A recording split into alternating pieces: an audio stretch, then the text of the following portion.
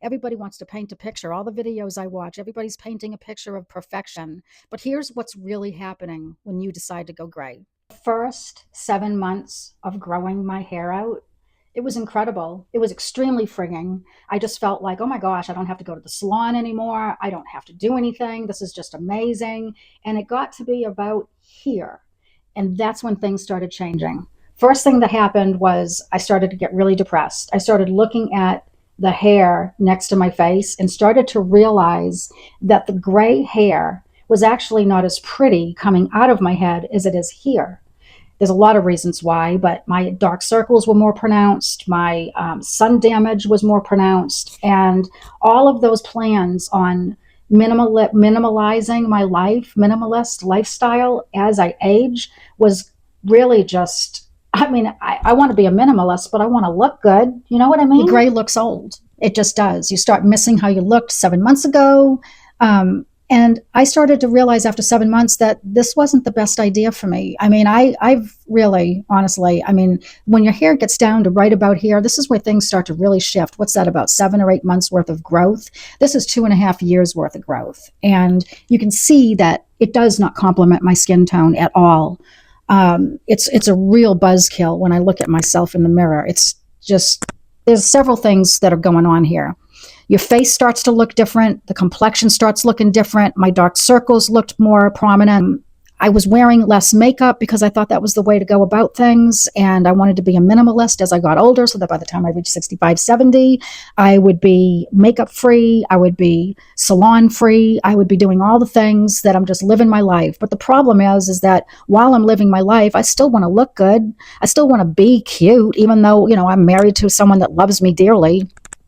Anyway, it didn't do any favors, and it hasn't done any favors for my dark circles. It certainly hasn't done any favors for my neutral clothes that I have in my closet that I wear on a constant basis, because now I look washed out. And so now I have to do all the things. I have to research how to look more vibrant in neutrals with gray hair. Is that even a thing? It is, apparently. One of the main problems that I have with going gray is the yellowing of the hair. It's not so much that I'm gray, which I don't even know if you would consider this gray, but I ended up going back to a salon 3 months ago to get color blocking. It's where they go up under the hair and they put black. See that? And it's just to give some dimension underneath the hair, which, now that I look at it and $400 later, I went to the top-notch salon here locally in Middle Tennessee that I could get my hands on. And the girl knew exactly what she was doing. And it's not her fault that my hair is yellow. It's nature. And I am just... I've spent so much time and money trying to minimize the yellow that I'm spending more time doing that than I was just going to the salon and coloring my hair as a brunette. Crazy, right? The truth of the matter is, when I was coloring my hair in the salon, I was spending about $2,300 a year. That was with my products and all of my stuff that I would spend, tipping the salon and all that. Now I'm spending, I'm averaging right around $2,600 a year. Sorry, $2,600 a year at the expense of trying to keep the yellow under control. And it is not fun. My hair is so delicate, by the way. It doesn't take heat well. It's frizzy all the time. I actually curled it and did it for this video. But normal days, it doesn't look good. So here's the thing that they don't share with you. And I'm talking about anybody out there in social media. They don't talk about the fact that when you're standing there in front of the mirror, after you've spent 2.5 years growing your gray out, the misery of that you're still having to buy products and find solutions to other problems. Going gray doesn't mean that you automatically just look amazing and everybody's like, oh, kumbaya.